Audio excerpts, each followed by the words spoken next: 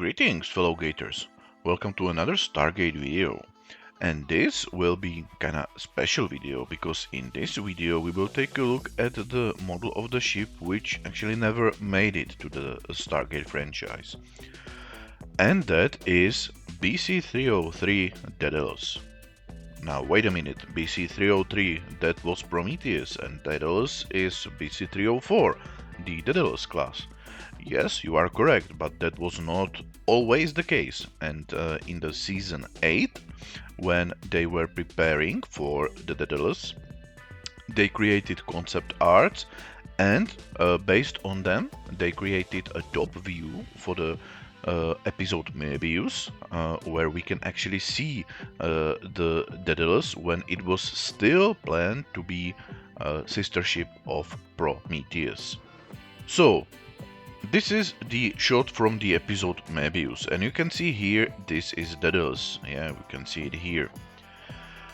And as I said, by this point it was still meant to be the sister ship of Prometheus, and as you can see it looks much more closer to Prometheus than the later Daedalus class. And this top view was actually based on this artwork. So this is the artwork which was original meant to be the new Daedalus. Now obviously if you take a look here at this top view and compare it with this top view, you can see that there are some differences. The overall shape is basically the same, but the main difference is the neck. Here the neck is way thinner than the neck here. And of course another thing is that the hyperspace emitters are shorter. Yeah, you can see that here they are way longer. But in any case, the superstructure, the pyramid-like shape of the main bridge, yeah, the front, yeah, even the back, that's all the same as we have here, maybe a little bit differently proportioned, but yeah. And to be honest, I have always loved this design because it's basically a hybrid between 303 and 304.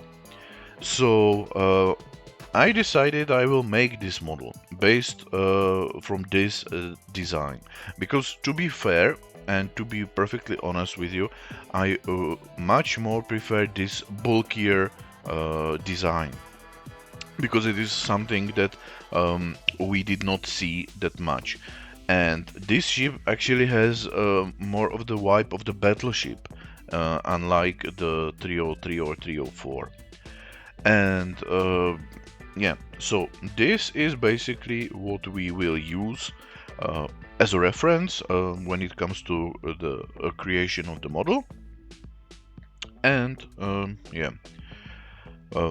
By the way, one of the things that I like here is that unlike Prometheus, at least before the Eton upgrade, the Prometheus had the bay for the 302s here. Yeah, so basically around here. But there was not this superstructure, so it was accessible. Yes, later in episode Eton, after the Asgard upgrade, the emitters were retrofitted to be the hangar bay, so we can see that the 302s are starting from the hangars from here. Yes, but here that's not the case. And because the superstructure is here, the hangar bay cannot be here. So I really like that they put the hangar bay actually here to the end of the neck. So yeah, that's very different, yes, than what we have actually see on screen. Okay, so this is the introduction to the concept, and now we will take a look at Creo at the actual model. And here we are, and this is my model of the BC-303 Daedalus. Now, yeah, as you can see, I try to be as faithful to the concept art as possible, while adding some stuff which is shared with my 303 and 304. So, yeah, the railgun are identical as on my Prometheus Mark II and Daedalus class Mark II. Also, yeah, this greeble is exactly the same as we have on the 304, and the smaller engines are also exactly the same as we have on the 304. And yeah, those are all the shared features, let's say, that we have there. But the overall shape, yeah, I don't know. I like it. I really like how bulky it is, how strong it looks. Yeah, in the concept art, there is no indication where the actual VLS tubes are. So that's kind of my invention. So I put 6 here to the front to kind of simulate the Prometheus, because it also had some tubes in the front. And then yeah, Prometheus has most of the tubes are roughly here at the end of the neck. But here we have the start of the superstructure. So I moved them here to the basically top part of the superstructure. So yeah, originally I actually designed even few here, yeah, to the emitters, but I decided that was yeah too much, so I removed them and instead put some greebles and my logo. Okay, yeah, the ship as it is right now does not have any features, yeah. I didn't design any retractable landing legs or openable hangars or whatever. Maybe later, if I decide to do Mark II, I will do something like that. Yeah. Okay, so I think that now we can actually take a look how to assemble it. So, when you take a look here to the model tree, you can see that I divided it into several sub-assemblies. So we have the main body, we have the superstructure, we have the tower, we have the sides, the emitters, and the railguns. Unlike 303 or Prometheus and 304, I actually did one thing different when it comes to the railgun, and maybe you will not like it, and I perfectly understand that. And that's the base of the railgun is no longer a separate piece. Yeah, basically this part of the railgun is part of the model. So basically you will only insert this small piece with the cannon with the cannons themselves. Yeah, that may be bummer because you can no longer rotate it, but yeah, let's call it. Yeah, I am lazy and I didn't want to insert all those railgun bases, so I simply put them there. Yeah. Okay. So now we will get rid of everything and only focus on the first part, which is the main body, and we can see it here. And yeah, so we will start with this piece. Yeah, and as you can see here, we have the holes for standard 10 by 10 pins. So we will insert them, and now we will put the other part, yeah, the bottom one. Now here we have these openings on both sides, and so to them we will insert, sorry, my bad. So now here we have this opening, so there we will insert this piece, and once again it has these holes, so we will fill them with the pins. Then here we have the back piece, which is like that, and it has this lock, so we will insert it inside, and once again fill the holes with the pins. Now we will put the bottom part of this piece, and as you can see it has the same lock, and then we will insert the bottom part, and obviously the front then we will slide to those two pieces, yeah, because yeah, it has basically this tab, and we will slide it over.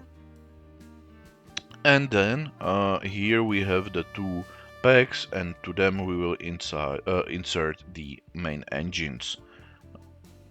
Yeah, and as I was saying, here we have these holes, and to them we will insert these uh, these pieces, and once again insert the pins and the bottom part. And here to those two openings we will insert these sensor arrays. And the main body is done. Then next we have the superstructure, and that is very easy. So we will start with this piece, and as you may have guessed, we will insert the pins, sorry. Then we will insert the second part, which is this, and because it already has its pegs, we will simply attach the third piece. And as you can see here, it has a hole, it has a hole, it has a hole, and the main body has corresponding pegs here, here, and here. So basically we will attach that together. And because this is very large peg, the superstructure should stay in place and very well secured. Yeah, so like that. Now, the next one is the tower, and the tower is actually very simplistic. It only consists of two pieces. So first we have this one. In the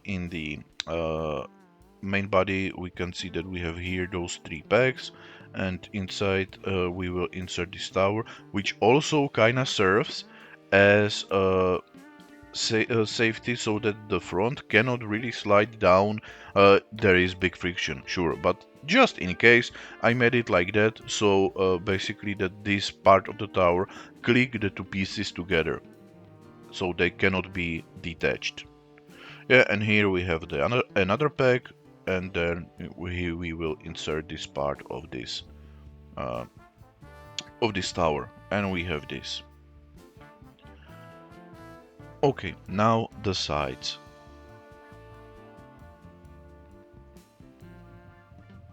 So we will start with this piece.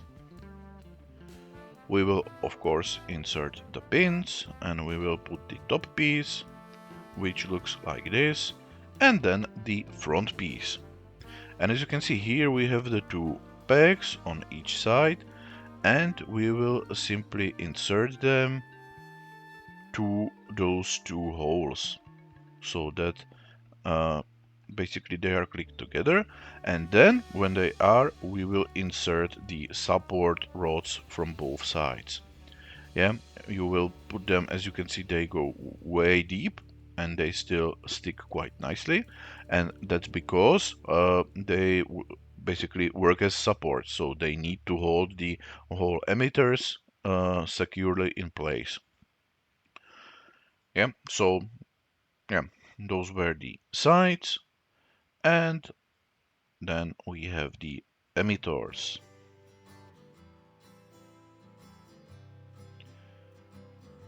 And here we start with these top parts. We will once again insert the pins, then put the bottom parts like that. Then here we have the two holes. Yes. And here we will attach the front piece, but it's currently not connected via anything. But you can see that here we have the corresponding holes, and basically to those holes you will insert all four engines, and they also serve to hold this piece together.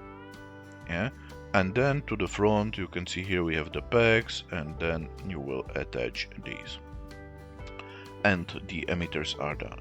And as you can see here, we have a big hole opening for the long support, and this one peg. And then in the